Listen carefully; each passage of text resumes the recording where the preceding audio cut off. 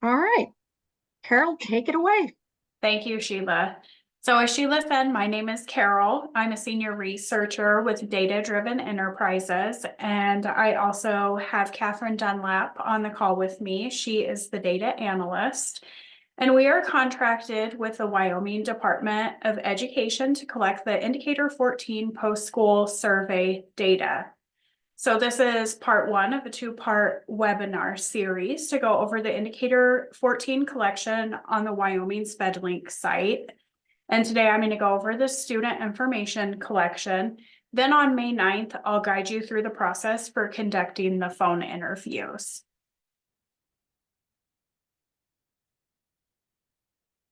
So the Indicator 14 post-school data collection measures the number of youth who pursued post-secondary education and or work. This data is collected with the goal of improving services and opportunities for future students. Eligible students are included in the previous year's June 684 SPED file. They will have graduated, aged out, or dropped out, and would have been from any grade, and they are eligible to be interviewed 1 year after they exited. So the survey process begins with updating student contact information on SpedLink. This will help us determine if any students do not qualify for the survey or if any students do not have any contact information available. And then the second step that we'll go over in the next webinar is how to call and interview exiters. So districts will update student contact information on the Wyoming SpedLink website. So we'll begin by going to the site and logging in.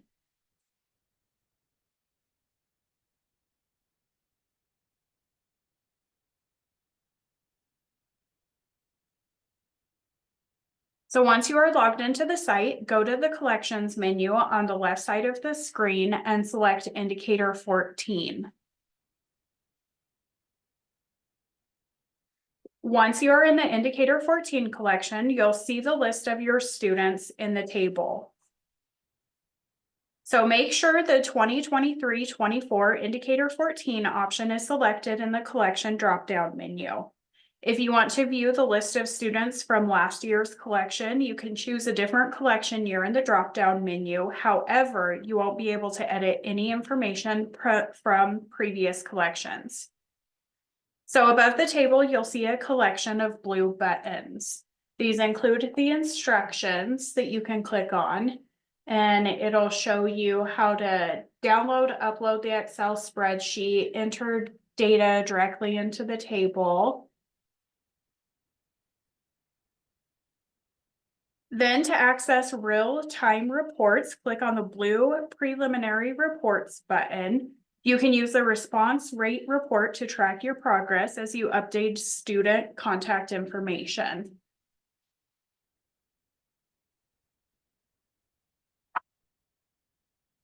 So here's an example of the response rate report.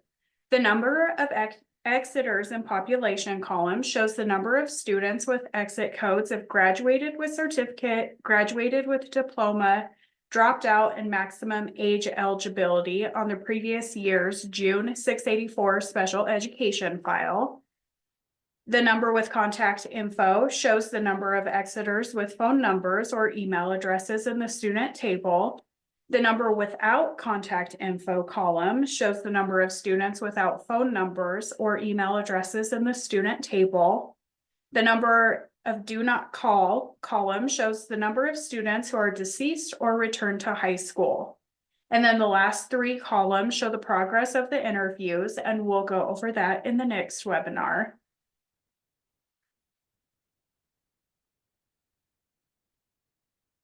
So lastly, you can click on the Export to Excel button at the top of the page to export a spreadsheet version of the response rate report. So if you look at all student table, you'll see the contact information fields that need to be updated. These include home phone, student cell phone, and student email address. In addition, if you have contact information for a student's family member, You can add the family member's name, phone number, cell phone number, and email address. This additional information will assist in getting a higher response rate. So if you notice any students in your list who should not be called because they are deceased or returned to high school, then you'll click on the Do Not Call drop-down menu and select the appropriate reason. The Return to High School option should only be selected if you know for sure that the student returned to high school sometime between September 2023 and May 2024. Now, if the student is working toward a GED, that does not count as return to high school. Earning a GED is considered a post-secondary activity. So now I'll show you how to update contact information. There are two methods you can choose from. The first method is to update the information within the table by clicking in the cells and entering the information. Remember to click Save at the top of the screen when you are done with the updates. If you do not click the Save button, your changes will not be saved. You should click Save whenever you need to step away from your computer to make sure you do not lose any work. And then the second method is to download the spreadsheet, update the information in the spreadsheet, and upload the updated spreadsheet back to the site. For this method, you'll start by clicking on the download button at the top of the student table.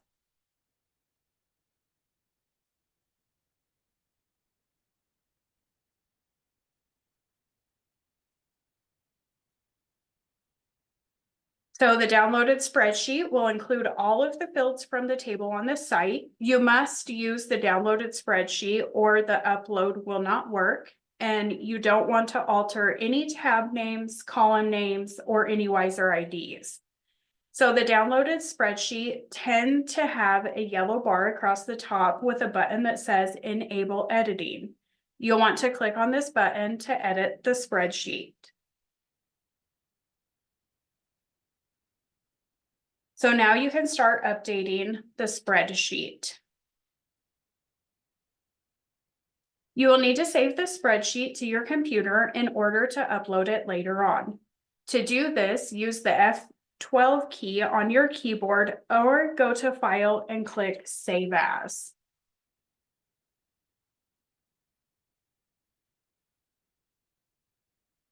So once you have completed the spreadsheet, you'll upload it back to the site.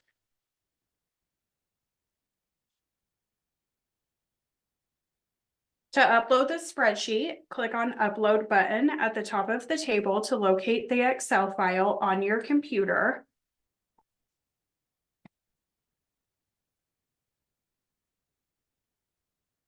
And you'll want to be sure, once you upload it, once you select your file, you'll want to be sure and select Save when you are done.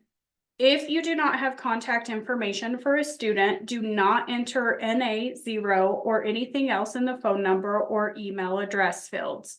You'll just want to leave the field blank. You can make a note that there is no contact information for the student in the notes field.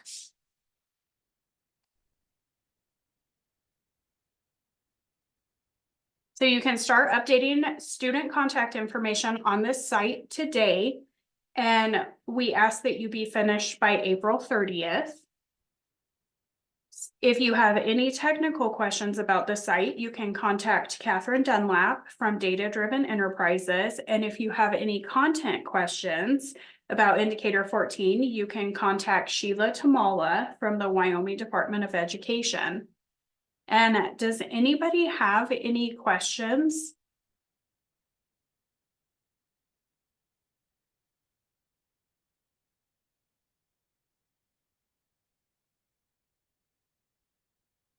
I just want to remind directors, if you are going to have others from your team who you're going to want to use either through this process of uploading or through the process of surveying and interviewing students added to the system, that the process is you're going to need to contact us, and we will need to have permission from the director before we add anyone to the site. And then what it is that you want them added to. Indicator 14, do you want them having access to the whole of Indicator 14 for your district, or do you want it to a specific school? So that will be helpful in the process if you can think about that ahead of time. It'll just save us some emails back and forth, because if you don't put that on the initial email, I'm going to reach back out and ask you about it. Are there any other questions?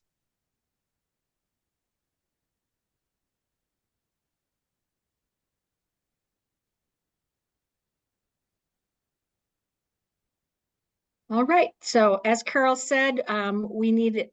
Oh, go ahead, Carol. No, you're fine. We do need, as I said, we just need everyone to update the contact information by April 30th. And then we'll be conducting the phone interview webinar on May 9th at 2 p.m. And that is all. That was just a quick call today.